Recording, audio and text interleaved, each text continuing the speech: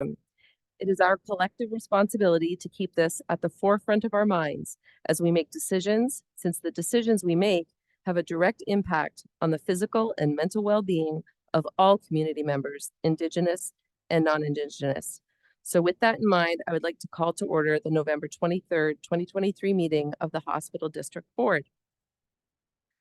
And with that, as we do every year, the CAO gets to open the November meetings because the first item on our agenda is the election of the chair. So to facilitate this election, I would like to ask for a first call of nominations for chair of the Fraser Valley Regional Hospital District. I'd like to nominate Sylvia Pranger. Oh, got it. Thank you, Director Ross. Is there a seconder for that nomination? Absolutely. Second. Oh, Thank you, Director Popov. Chair Pranger, Director Pranger, do you accept this nomination? Are there any other nominations for chair of the Regional Hospital District?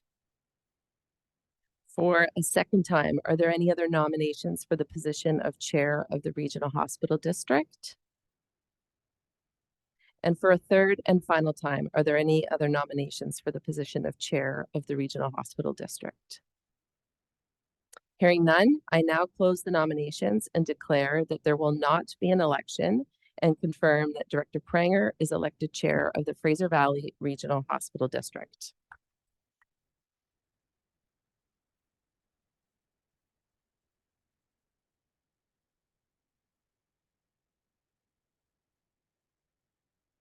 So the procedures of the Fraser Valley Regional Hospital District Board allow for each of the nominated individuals for chair to address the board for 1 minute. Director Pranger, did you want to share your remarks at this time? Better turn on some sound. I'm grateful for your confidence in me and feel humbled by your support. I look forward to being your hospital district board chair through the next 12 months. I wholeheartedly appreciate your collaboration, insight, and the understanding you bring to the board table. It is with anticipation that I look forward to our collective strategic discussions moving forward. Thank you for trusting my commitment to always try to do my best. I appreciate each one of you, and thank you. Thank you very much. Thank you, Chair Pranger. So at this time, I would just ask Chair Pranger to direct staff to facilitate the election of the acting chair. Okay, thank you. So I will now call for nominations for the position of acting chair for the Fraser Valley Regional Hospital District. I'd like to nominate Director Paul Horn. Thank you, Director Lum. Director Horn, do you accept this nomination? Are there any other nominations for the position of acting chair for the Regional Hospital District?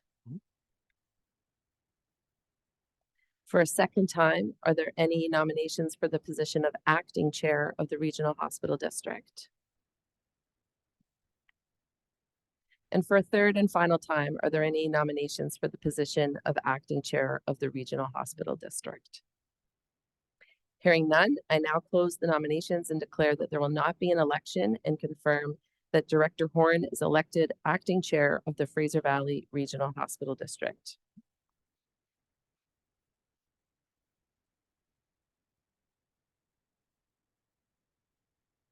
All right, so we'll turn things over to you.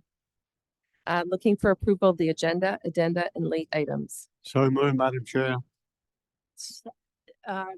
Director Facio, Director Adamo, and those in favor, contrary, carried. 7.1 is the draft Fraser Valley Regional Hospital District Board meeting minutes of October 26, 2023. Director Smith, Director McElhaney.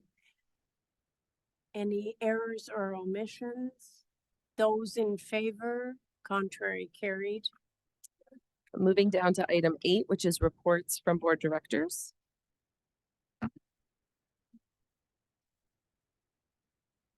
Next item.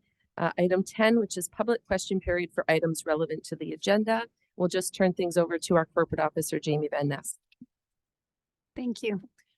We don't have any members of the public joining us today, but I do, or in person, but I do note that we have 2 people joining us online through Zoom, and this would be your opportunity to ask a question relevant to the agenda. You could just hit the raise hand function to indicate you have a question. And this is with respect to the Fraser Valley Regional Hospital District agenda. And it would appear there's no questions and we can move on. Thank you. Next item. Looking for a resolution to close the meeting. Director Horn, have a With apologies, Madam Chair, I should have added something under reports from board directors very quickly if I have okay. some flexibility. Monday evening in Mission, we received a presentation from the Division of Family Practice, which Mission Altogether for Health, a foundation that's established in that community, outlining some of the challenges that have occur in BC around the certification of international medical graduates and a comparison with Alberta. They asked us to write a letter in support of the program being accelerated. And I have suggested to them that they come before the hospital district with the delegation in the future. I think what they've asked would be of interest to everybody around this table. Thank you, Director Horn. The motion then was to close the meeting, correct? That's correct. Thank you. Move Director Clute, Director Lum. Those in favor, contrary, carried. Okay, we'll recess and move over to our regional district meeting.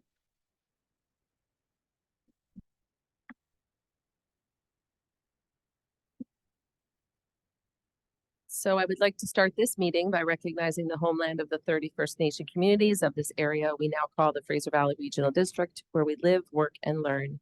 Important decisions that we make at a local government level can affect First Nation communities and Indigenous peoples and organizations in many different ways, both today and in the future. So as part of our collective responsibility, I commit that we continually examine the work we do to ensure that our projects, plans, initiatives, and discussion are guided by the principles of inclusion, collaboration, and reconciliation. So with that in mind, I would like to call to order the November 23rd, 2023 meeting of the Fraser Valley Regional District Board.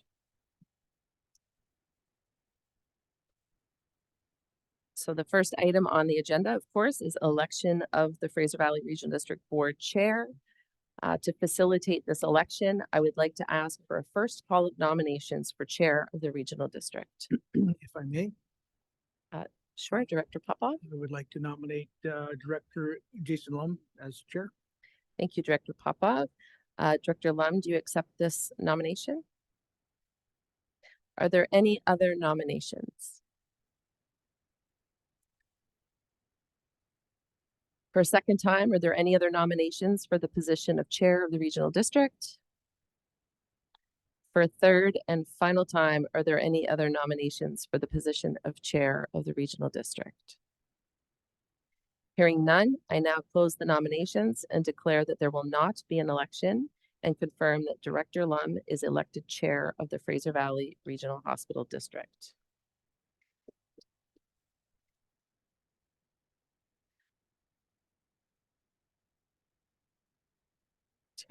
To turn your mic on, Chair Lum. I was gonna say I got a promotion. It sounded like the hospital districts, yeah.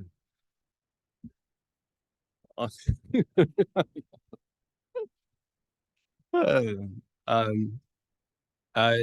thank you, Ms. Kinnaman. It's in these occasions where you prepare 2 speeches because you don't know what's going to happen tonight. But in all seriousness, this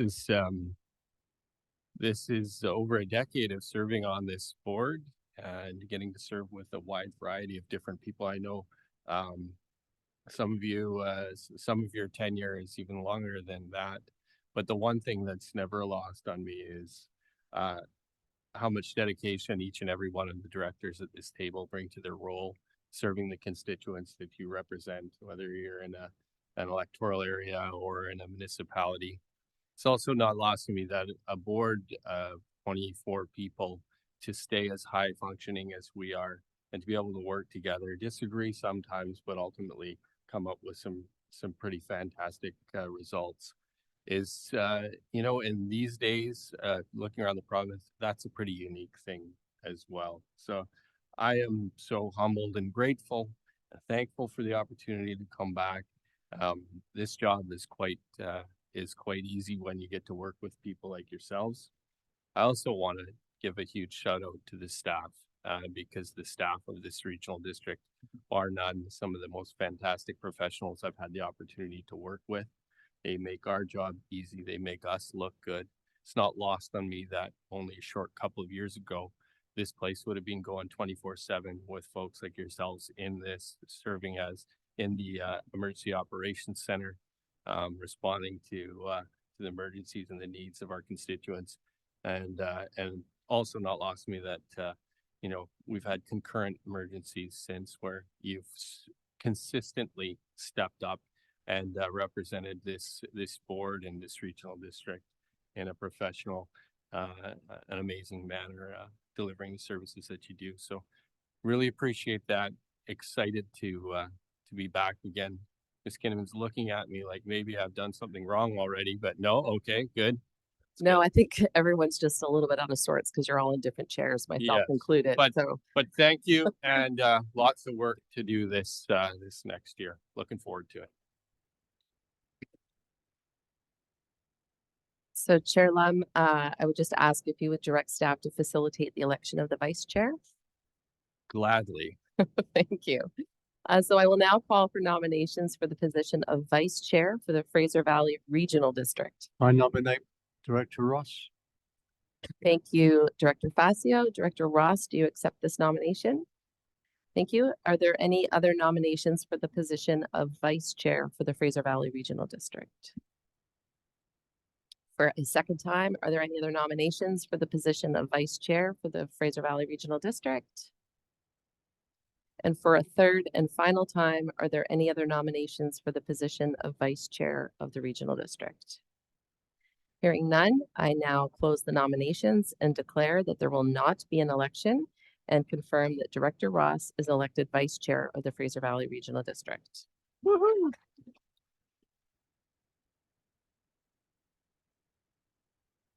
All right, so Chair Lum, I'm just looking for approval of the agenda, and late items. Thank I you. move, Mr. Chairman. That is moved by Director Facio, seconded by Director Gibson. Any changes to the agenda? Seeing none, all in favor, opposed if any, the item carries. Next item. Item 7.1 is overview of the 2023 Wild Safe BC season. It is a presentation. Thank you. Welcome.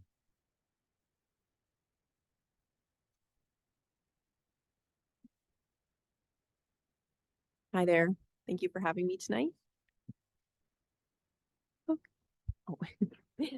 Thank you for the opportunity to have me in to present our activities for the year today. My name is Gabriella and I'm the Fraser Valley Coordinator for WildSafe BC.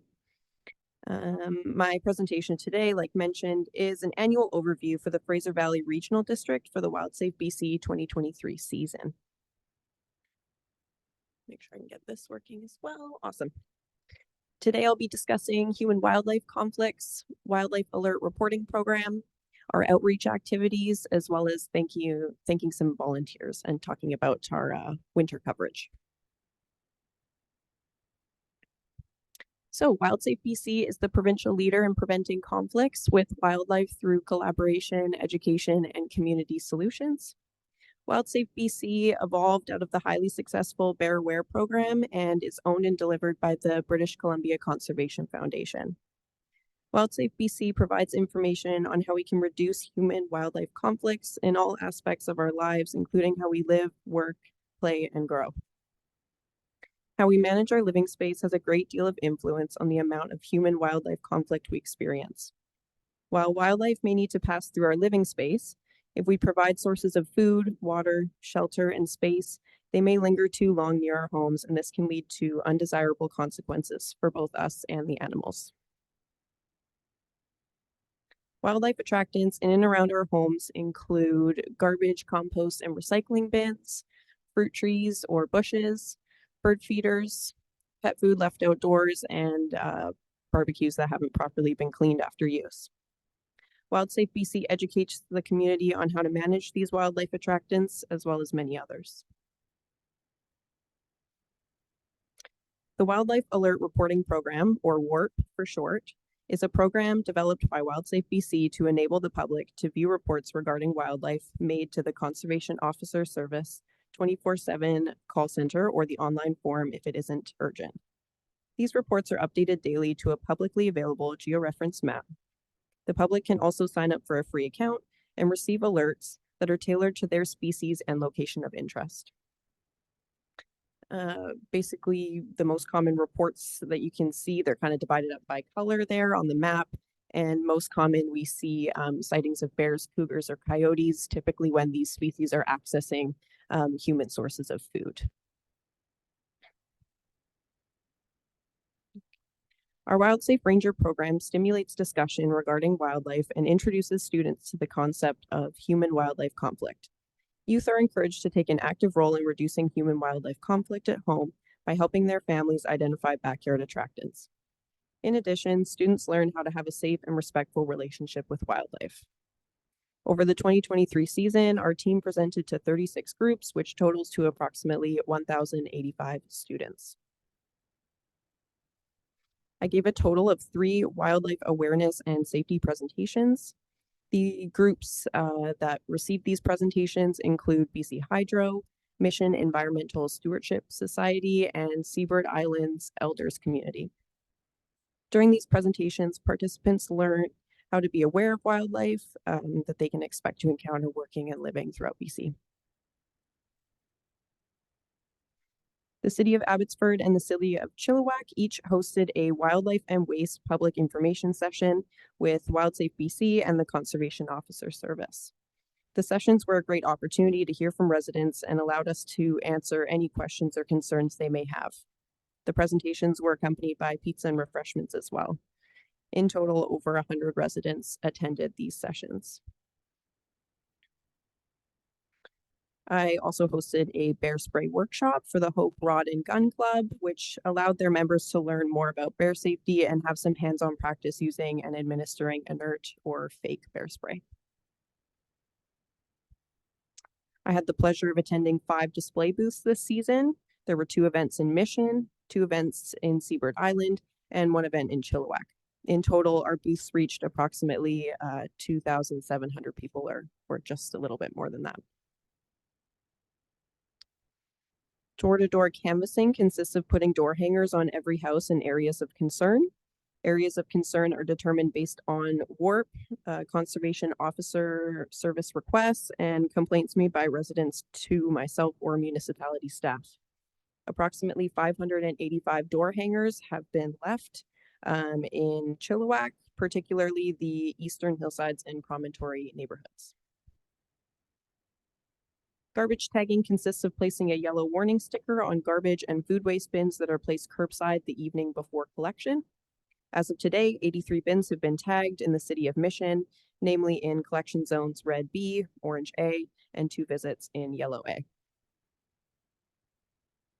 I'm also pleased to share that the City of Abbotsford and Seabird Island community will be receiving winter coverage from WildSafe BC. And I'd also like to take a quick moment to thank our amazing volunteers. We had 2 Chilliwack residents help me out this year. That would be Lori and Joanna, as well as Mission Summer students, Lena and Giovanna. Thank you to all the sponsors that made the 2023 season possible. You may expect our 2023 annual report to find its way to you soon, sometime early December. Thank you very much for listening, and I will now open the floor to questions. Questions from any directors? Director Dickey? Sorry. Thank go ahead. you. Thank you, Mr. Chair. Just through the media, understand that there have been many more problem bears in communities in BC this year. And I was wondering if that's also the case in the Fraser Valley Regional District. Yes, yeah. So compare, I don't have exact numbers, unfortunately, but what we do know from conservation officer service data that reports, at least for Chilliwack, that was a huge kind of priority for us this year. Comparatively to last year, we were I think it was by June, we had hit the same number of reports that we had total for 2022 by June of this year. So by the time you get into the fall season, that's peak season, and that's when you're actually expecting a lot of reports to come in. So we hadn't even got there yet, and we knew that it was a busy year already. So it does seem like the trend kind of everywhere, but also here in the Fraser Valley. Thank you, Mr. Chair. Just curious as to if there are any theories in place as to why this is happening. As to why the reports There are are so many bears this increasing. year. Yeah. Yeah, absolutely. I feel like there could be a number of reasons for that.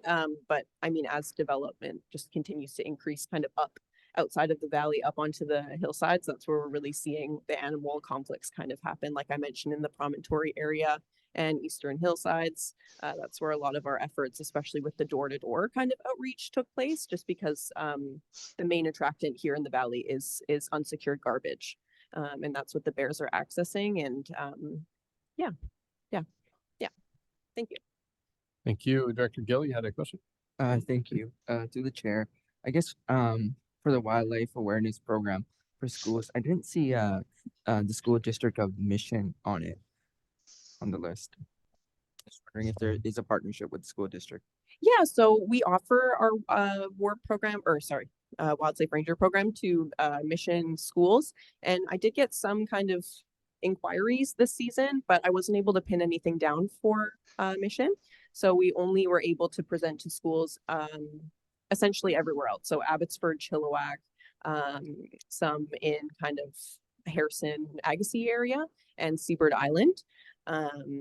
Mission got more of the garbage tagging. They're actually the only community that received garbage tagging this season. Yeah. Perfect. Thank you. Yeah, of course. Thanks. Thank you, Director Shahal. Push this. Thank you. I'm just curious because you mentioned unsecured garbage and bird feeders. I think most municipalities probably have bylaws around when bird feeders go out. I'm just wondering if the districts have that as well. And if you could maybe just talk about bird feeders, why they're an issue. Thank you. Yeah, of course. So we see that usually it's really any other species that gets into your bird feeder before it's a bird that does. So that's not limited to just bears, but also deer. And then of course, deer are a food source for bears. So we can't totally kind of give deers a pass when it comes to feeding them as well, even though they seem like a less threatening species. The larger kind of predatory animals come following after the deer. So that's kind of also without saying, you know, raccoons, squirrels, all the other little smaller critters that get into your bird feeders. And really, it's just encouraging these larger animals to come right into your property, right close to your home. And we recommend at WildSafe BC to take your bird feeders down at least between the months of April to November, when bears are most active and searching for food. Here in Fraser Valley, bears don't typically go into a full hibernation. And that's just because it really doesn't get as cold as it has to for them to do that here in the valley. So it is common to see bears out kind of around Christmas time or the holidays. But yeah, we suggest limiting at least, you know, if you can take it down between the spring to fall months when bears are out, as well as the deer and other kind of species that are looking to steal those seeds. That would be the best. Yeah, thank you. Director Dixon. Mr. Chair, can you hear me okay? Nope. No. There we go. Nope. That's not better. No. Okay, never mind. Sorry, Director Dixon. Director Adamo. Thanks very much for your presentation and through the chair to our presenter. Do you have the capability to expand? I noticed there's nothing beyond hope, and my area is beyond hope. But if you have opportunities and if there's anything in your budget, can you come beyond hope to do some presentations in our community centers? Yeah, I do believe that our, I don't know if it might be in the final report. I've had both going on my brain, but there is a kind of coverage map that shows, and I do believe we actually stretch up to Boston Bar. Okay. Yeah, we don't service Hope too much because there is an individual who's kind of had her own kind of programming going on there. So we didn't want to kind of step on toes or anything, but yeah, if there's something out further than that, then I'd love to hear about it. Sunshine Valley and Yale and places like that. That would Yeah, we do have coordinators in other communities as well. So you might actually fall into someone else's kind of region. Thank you. Yeah, thank you. Director Horn. Well, first, I can't wait to read what the press has to say about Director Adamo's quote about his own community tomorrow. That's they say elected people aren't that honest, but I didn't expect to hear him describe his own area as beyond hope. I'm still reeling from that. My serious question is that literally this afternoon I saw I had a warpable incident right at City Hall in Mission. We saw a coyote on City Hall grounds, keeping, shall we say, very close company with a cat. The cat was sleeping, very much asleep. Yeah. And I went to report it, but I noticed that your website, the warp function, doesn't seem to be working. Two-part question, is that going to be improved soon? And what does a person do if they want to report while the website is apparently being developed? Yeah, it's a great question, actually. So currently, with our end of season kind of winding down here, and even though I am working through the winter months in the valley, most of our coordinators go into like a hibernation as well. Yeah, we go along with the bears mostly. So we've taken this opportunity to basically Warp needed a good revamp. It's been up for a number of years, and it's been quite popular, and I guess user base and tech things that we needed a larger server or something like this to be able to maintain having kind of that geo-referenced map and have it be interactive and allow as many people to access it as we can. So it's down right now because it's currently being revamped, and there are absolutely 100% plans of getting that back up as soon as possible. And in the meantime, if any reports need to be made, that WARP portal is directly connected to the Conservation Officer Service RAP line. That's a 24/7 hotline. And if you don't want to call, there's also their website that you can submit an online for. And so if there's anything kind of urgent or pressing, we always recommend just going through their portal first and foremost. If it's less urgent, then it can kind of come to us sometimes for our WARP side. But either way, whoever you report it to, they all kind of meet up in the same spot. Thank you. Just a quick follow-up. I did not see a connection. The website is not working, did not come up at all. So The Warp site. even a connection to the RAP line didn't come up through your website. Yeah, no, the RAP line is on a totally that's on a conservation website. It's I wish I had it up misunderstood. here. I thought that you said that it took you there. Sorry. No. misunderstanding. Oh yeah, no, sorry. So on the back end, if you report to one or the other, the databases link together and they will show all reports. So it's not like we're selecting which ones to show or anything. They all kind of filter in to that map so everyone can view all of the reports. And that it's actually that number right down there, that 1-877. That is their direct line. Yeah, I'm hoping that we can have it up and running for the 2024 season. That'd be really, really nice. Yeah, but just go ahead. Any reports that you have for the time being, it would be amazing if you could just put it directly into the Conservation Officer Service. And then once we have WARP back up and running, then we can see any of the reports that have happened over the winter on WARP for the spring, hopefully. So I make sure I answer your questions and everything. Yeah, I did. Okay. Awesome. Thanks. Excellent. All right. I don't see any other questions. I just want to thank you for your time this evening and a very informative presentation. I appreciate this every year, hearing about how WildSafe is assisting our communities and reducing those interactions that we don't want to have happen. So appreciate your time. Thank you. Ms. Kinnaman, next item. 8.1 is the draft Fraser Valley Regional District Board meeting minutes of October 26th, 2023. Okay, it's moved by Director Kloot, seconded by Director Pranger. Discussion, hearing none, all in favor. Opposed if any. Item carries. Next item.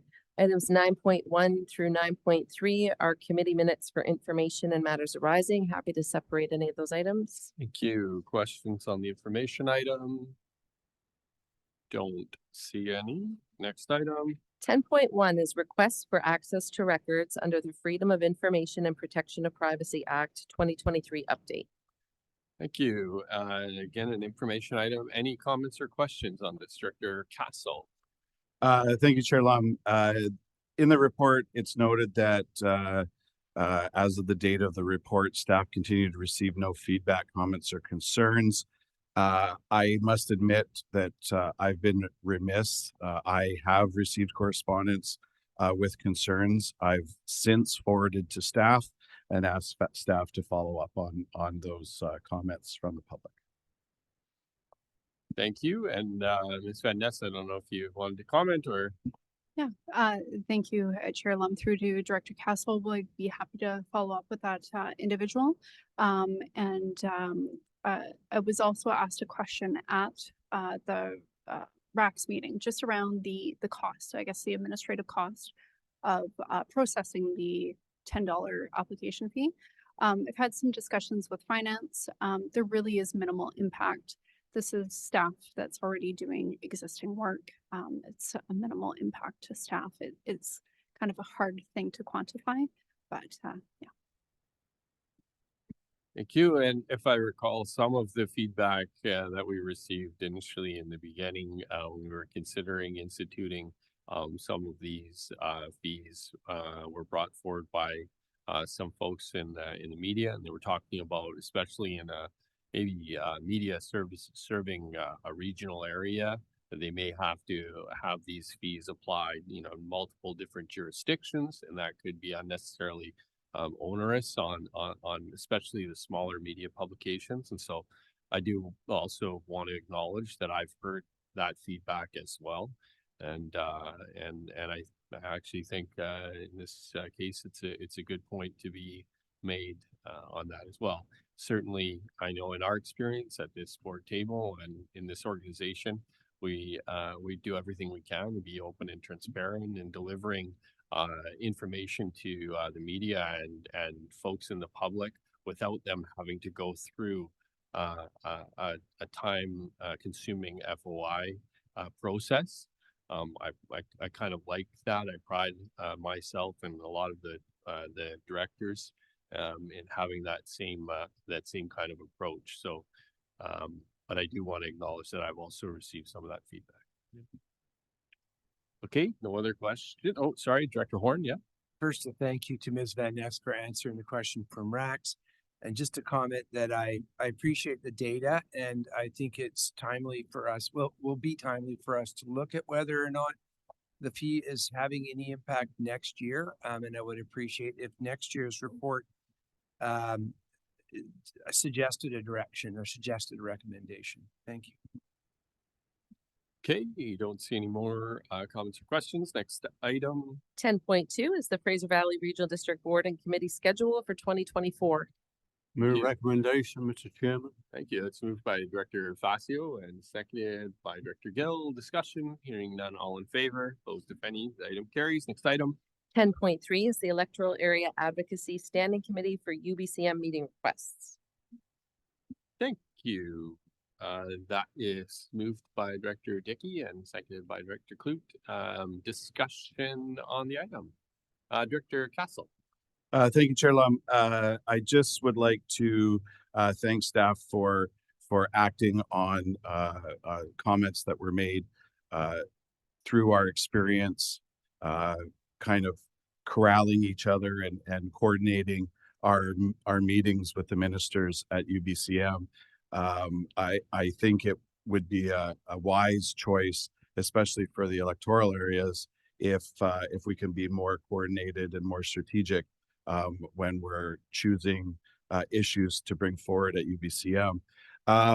There was a question, Director Davidson had asked a question at EASC with regards to the advantages of creating a standing committee versus doing this through EASC itself.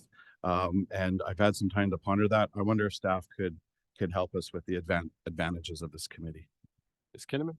Sure.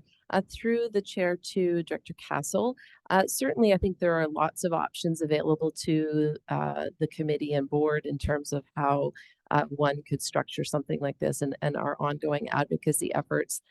From staff's perspective, you could certainly achieve the same objective through a committee of the whole approach, or even at a regular EASC meeting. However, from my experience, our EASC meetings are already quite full. The agendas are quite full, and those meetings are long.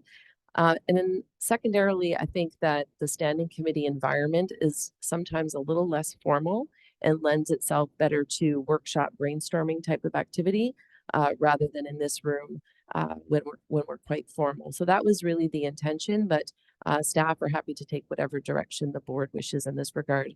The intention really is just to be efficient and effective in those advocacy efforts. Thank you. Other questions or comments on the advocacy committee?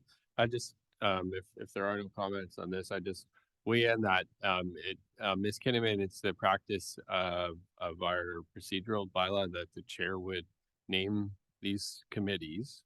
And I would just ask the indulgence, I guess, of the EASC committee.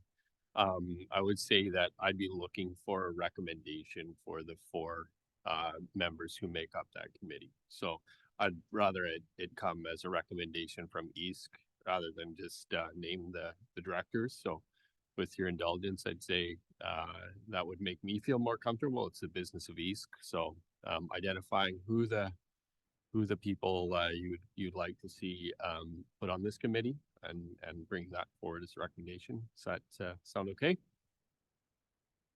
Okay, good. Call the question. All in favor? Opposed, if any? The item carries. Next item. 11.1 is Financial Plan 2023 to 2027 Amendment for November 2023. Thank you. That's moved by Director Popov, seconded by Director Ross. Discussion. Hearing none. All in favor? Opposed, if any? The item carries. Next item. 11.2 is the 2023 grant and aid request for the Boston Bar North Bend Enhancement Society in Electoral Area A. Thank you. It's moved by Director Johnson, seconded by Director Horn. Discussion. Hearing none. All in favor? Opposed, if any? The item carries. Next item. 11.3 is a 2023 grant and aid request for the Cultus Lake Park Community Events and Engagement Committee in Electoral Area H. Thank you. That's moved by, I'm going to guess, Director Dixon, and seconded by Director Pranger. Discussion. Hearing none. All in favor? Opposed, if any? The item carries. Next item. 11.4 is the asset management policy. There's a motion for your consideration. Thank you. That moved by Director Lowen, seconded by Director Gibson. Discussion. Director Gibson. I'd like to speak to it. Yes, go ahead. Thank you, Chair. I reviewed this document. I think it's pretty important. There's one section that says report to the board on the asset management programs. My understanding is there must be an inventory of all our assets, but it's not identified anywhere in these documents. So for example, the board may say to staff, okay, what are our assets? But it's not identified here anywhere. And it seems to me that that would be prudent to have that included. I reviewed the documents with care and I don't see that. So it's not really an overt criticism, but it's an observation that at some point this board should know what our assets are, not just having anecdotal reports. That would Thank you, Director Gibson. I believe part of the intent of this program is to do what you are very asking right now. So it's to identify those assets for. So I believe that is what this program is. Ms. Kinnaman, correct me if I'm wrong. I'm sure. I would just direct the board's attention to page 70, where the first item in the list there is conduct inventory and condition of FVRD owned assets. And there's a little check mark beside it. Maybe we'll have our controller comment on the policy and the questions from Director Gibson. That is correct. So we did an inventory at the beginning of this year with appraisals as well. And so we have a list of assets right now on a spreadsheet at this point. And we provide for financial reporting, we provide a summary version of that. But yes, this is to move forward into a more cumbersome approach of what that asset management looks like. It's attempting to get us to that position where the board has all of that information in a document or in a program that we can then look at it. Okay, I appreciate that, Chair, and my understanding is that that report would be forthcoming. I believe so. Yeah, if this is approved, I believe staff will be right on this. Thank you, Director Gibson. Other questions, comments? Hearing none. All in favor, opposed if any, the item carries. Next item. 12.1 is the waive notification sign requirements for zoning amendment bylaw 1716 at 26793 Dogwood Valley Road in electoral area B. Thank you. Mover and seconder is 3 yeas. It's moved by Director Adamo, second by Director Dickey. All in favor, opposed if any, the item carries. Just for a moment here, this table setup is just messing with my head. So now if I'm looking around like a lost puppy here, it's because I'm so used to looking where people usually are. So sorry about that. Apologize. Next item. 12.2 is the Fraser Valley Regional District zoning amendment bylaw number 1723 to implement cannabis regulations. Thank you. Yeas again. So moved, Mr. Chair. It's moved by Director Castle, second by Director McElhonick. Discussion. Hearing none. All in favor? Opposed if any, the item carries. Next item. 12.3 is Fraser Valley Regional District Popcom West Storm Drainage Service Area Amendment Bylaw number 1701. Thank you, Director Dickey. And seconded by Director Dixon. Discussion. Hearing none. All in favor? Opposed if any, the item carries. Next item. 12.4 is the Fraser Valley Regional District Hope and Electoral Area B Arena and Swimming Pool Service Area Amendment Bylaw number 1717. Thank you. That's moved by Director Adamo, second by Director Smith. Questions? Hearing none. All in favor? Opposed if any, item carries. Next item. Oh, sorry. Second motion on that one is moved by Director Clute, seconded by Director Dickey. Discussion. Hearing none. All in favor. Opposed if any, the item carries. Next item. 13.1 is Commercial Gravel Operation Permit 2023-04 for Fraser Valley Aggregates, Argus Aggregates at 70525 Highway 3 in Electoral Area B. Thank you. It's moved by Director Adamo, seconded by Director Johnson. Discussion. Excuse me, hearing none. All in favor, opposed if any, the item carries. Next up. 14.1 is Covenant for Proposed Two-Lot Subdivision at 53500 LG Road in Electoral Area D. Thank you. And before we start with this, Director Dickey. Thank you, Mr. Chair. I'd like to declare a conflict on this issue as it involves my personal property. Good. Okay, we'll just give Director Dickey a moment to leave the room.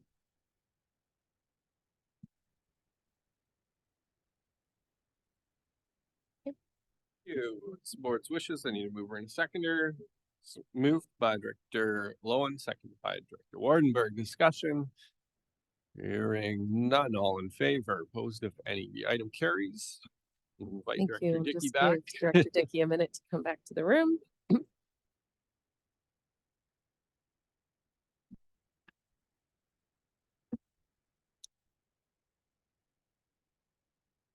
Item 14.2 is a no-build covenant to allow subdivision at 53191 Bridal Falls Road in Electoral Area D.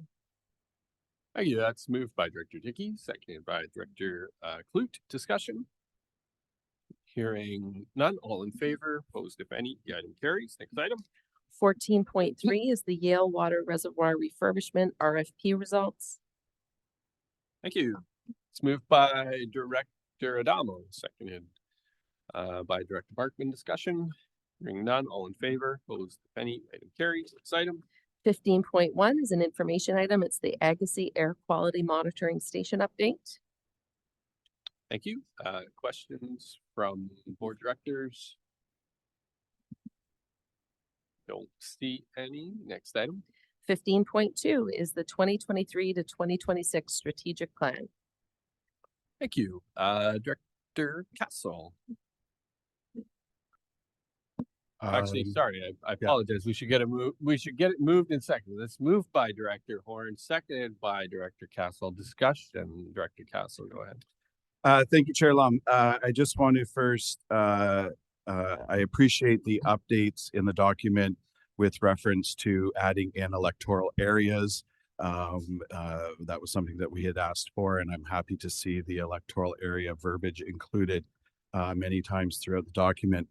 I do have a question, and I know it's late days on this. We want to get this approved, but I noticed that on 2 of the action items, it makes reference to advocating through the mayor and chairs committee, while other actions simply reference advocating, which would imply that the board would be advocating. And I'm just wondering if there's an explanation as to why in those 2 cases we would be advocating through the mayor and chairs committee and not through the board. Thank you, Director Castle. The only reason I could think of is if it was an issue that was raised explicitly at the Merit Chairs Committee, but I guess my opinion on this would be all advocacy would naturally come from this board, and I guess the board would determine who best to represent. So in some cases, that might be a combination of the municipalities and the electoral areas. If there was cases when they were EA only specific issues, maybe that EA advocacy group would do it. Sometimes combination of both, but I to your point, I think, maybe specifying that, maybe taking that out and just saying advocacy of the board, but, eager to hear any other discussion. Director Horn, go ahead. I don't recall the second instance where that occurred, and Director Castle can perhaps direct us to it. But the one that I do recall was regarding affordable housing initiatives from the province. Then those would largely fall in the domain of municipality. So I think it was intended to start there. And a reminder that anything that's done by that committee comes here anyway. So essentially, it still lands here. Very much actually like the one we approved a few minutes ago around EA centralized issues. So I think it still brings it to us for a discussion at this level too. Director Castle, please. Yeah, and just to answer that, also under the climate and environment priority, enhance resiliency to climate change. That also references advocating through the chair and mayor's committee. And I'm wondering in that case, if the mover would entertain an amendment to take out chair and mayor's committee and put advocating through the regional board. And that's under enhance resiliency to climate change. Yeah, I'm just wondering, Ms. Kinnaman, on this, we're looking for a motion to adopt. Can we take some of this as just general staff direction, and make that, I'm comfortable with that change. I'm happy to introduce it as an amendment as well, and we can vote on it, but just looking procedure wise. I'm not concerned about getting an amendment as long as everyone at the table seems comfortable with that and just Sure. Maybe just advocating in collaboration with member municipalities. I think that just having that language similar to some of the other references on page 169. Sure. Yeah, I don't know if we're specific on all of our advocacy vehicles, and if the strategic plan, wants to get that granular in terms of how we will approach this. I mean, I think that it gives us some flexibility if we say we're going to advocate in collaboration, with each other. Mr. Chair, I know Ms. Van Ness wouldn't want a friendly anyways, if I remember correctly from the last time I got the eye from across the room for suggesting it. But if I'm understanding the direction of the chair, I don't oppose the issue at all. I just think the motion as it stands is being understood as a little wordsmithing in these two. Is that what I'm understanding? I guess adopt with the suggested amendments. Okay, so I think I know what Ms. Van Ness will say. She'll say, move an amendment, and I don't have any problem with that. Not that it would matter if I did, but am I correct, Ms. Van Ness? She doesn't like it when we just do the friendly stuff. And if I may, I think you schooled me on that last time, Director Horn, and I did not use the term friendly this time. I'm just asking for an amendment. And I'd also just like, the Chair and Mayor's Committee is a new committee of the regional district, and I believe that within the terms of reference for that committee, it comes up for a review a year after the committee was struck. And I'm a little bit leery to adopt a strategic plan that references a committee that will be up for review next year. Certainly, we'll take it as a an amendment moved by Director Castle, seconded by Director Horn. Further discussion on the amendment. Don't see any. I'll call the question on the amendment. All in favor, opposed, if any. Amendment passes. Back to the motion as amended. I don't see any other discussion on it, with the exception of just saying thank you, staff, for incorporating all of the changes that were suggested. And we look forward to seeing the final product. Call the question. All in favor, opposed, if any. Item passes. Next item. 15.3 is the Parks and Park Facility Closure Policy Update. Thank you. That is moved by Director Popov, seconded by Director Gill. Discussion. Davidson? Oh, sorry, Director Davidson, go ahead. Right. Sorry, better late than never. Everyone had a plumbing emergency I had to deal with. So on the park closure one of the things that jumped out at me was the criteria under which we would close regional parks in anticipation of wildfire risk. In long discussions with the province, we've learned that BC Wildfire Service does not preemptively or proactively close Forest Service roads, for example. They will close Forest Service roads to support ongoing firefighting operations, but they don't do it proactively. So when I look at the policy, I know it makes reference to basically following BC Wildfire Service's lead when it comes to closures, but I wasn't quite sure what the context would be for a regional park where presumably the BC Wildfire Service doesn't have any jurisdiction. So I'm wondering if staff could comment on what the closure policy would be for regional parks. Sure, I could take a stab at it and then turn things over to our Director of Regional Services. So on page 186, the section that Director Davidson is referring to related to wildfire risk, I would just note that it says closures as set out by the BC Wildfire Service and liaising with local fire departments. As you know, there are some regional parks that are within municipal boundaries, and we may be getting guidance from those fire departments that they would like to see a regional park closed.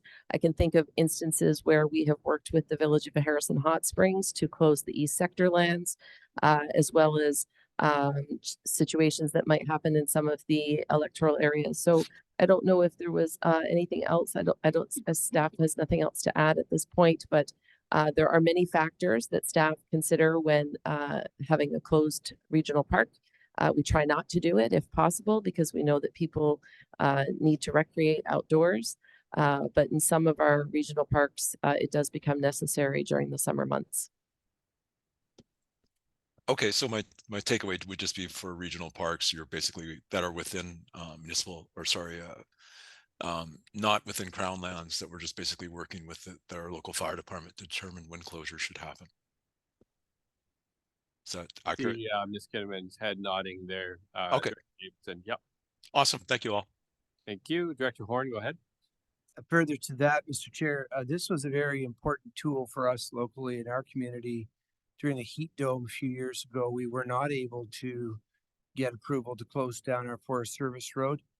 We took the radical step of doing it anyways, given how dry it was. But in the last year, when we had an extended drought, using this approach proved successful and helped us to do things in a much more responsive way. So I strongly support this approach. Thank you. Other comments or questions?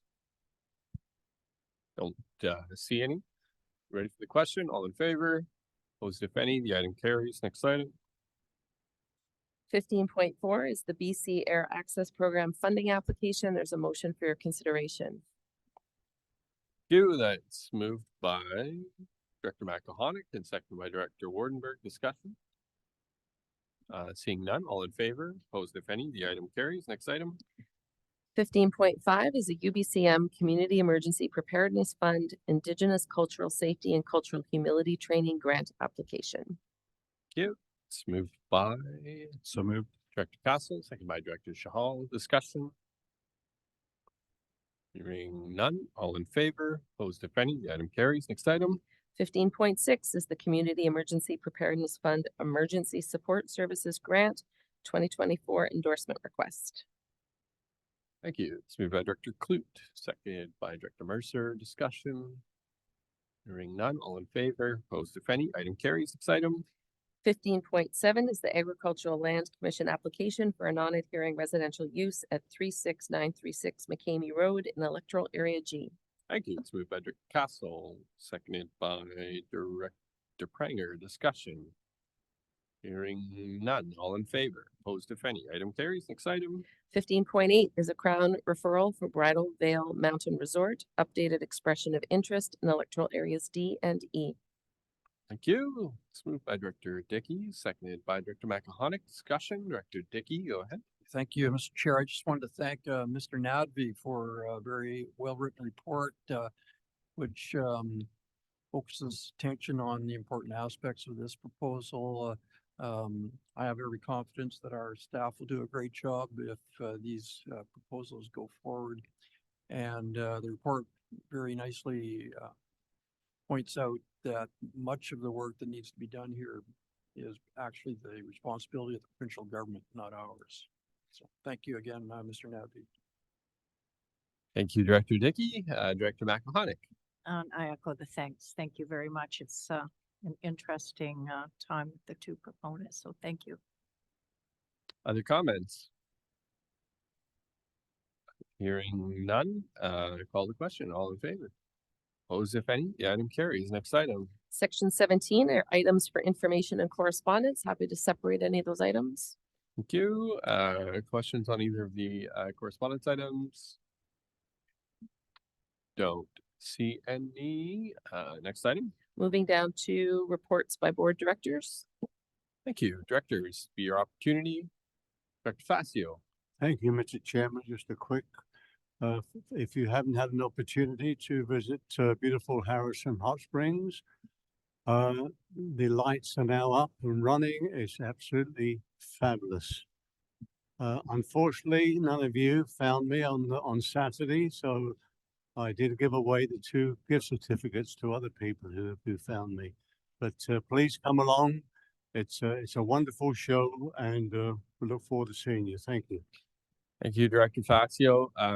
Because the very, very committed Chilliwack representatives on this board were had to be here and working hard tonight. They missed their tree lighting and downtown lighting here, but tomorrow we'll make it up by going to Harrison and looking at the beautiful lights out there. But you can all. The good news is, I think you can all leave here tonight and check out the downtown. Yeah, and if there's room. And just to follow up with Director Fascio's, I didn't see a Ferris wheel in Harrisville.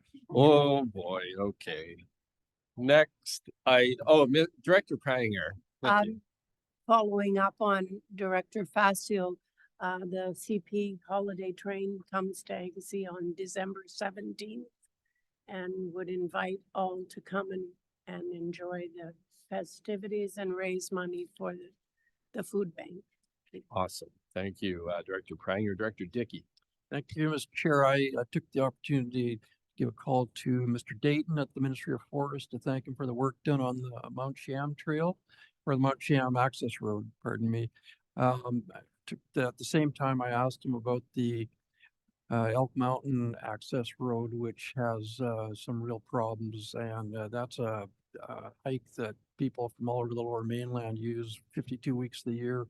Huge usage, and it wouldn't require very much work to get the road in shape. So there seem to be some jurisdictional issues as to just whose responsibility it is, but he did say he would work on this. Thank you.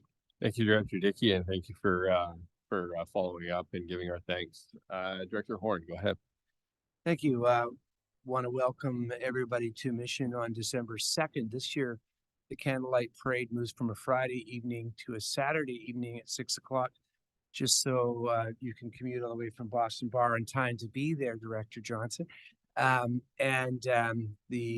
of our downtown will be participating this year to make it more of a full day event. And further good news, you won't have to worry at next year's candlelight parade about trucks in our downtown, because thankfully we received news this week that after many years we will be having funded improvements to the Murray and Glasgow overpass, so that trucks will be rerouted out of our downtown, and that's the first in a series of planned improvements for our waterfronts. And the province, through the Ministry of Transportation Infrastructure, thanks to the advocacy of Minister Alexis and MPD, has decided to move forward with the transportation study for South Mission that will hopefully end up creating the bypass that was countenanced way back in 1973, and will integrate with transit improvements through the West Coast Express and bus integration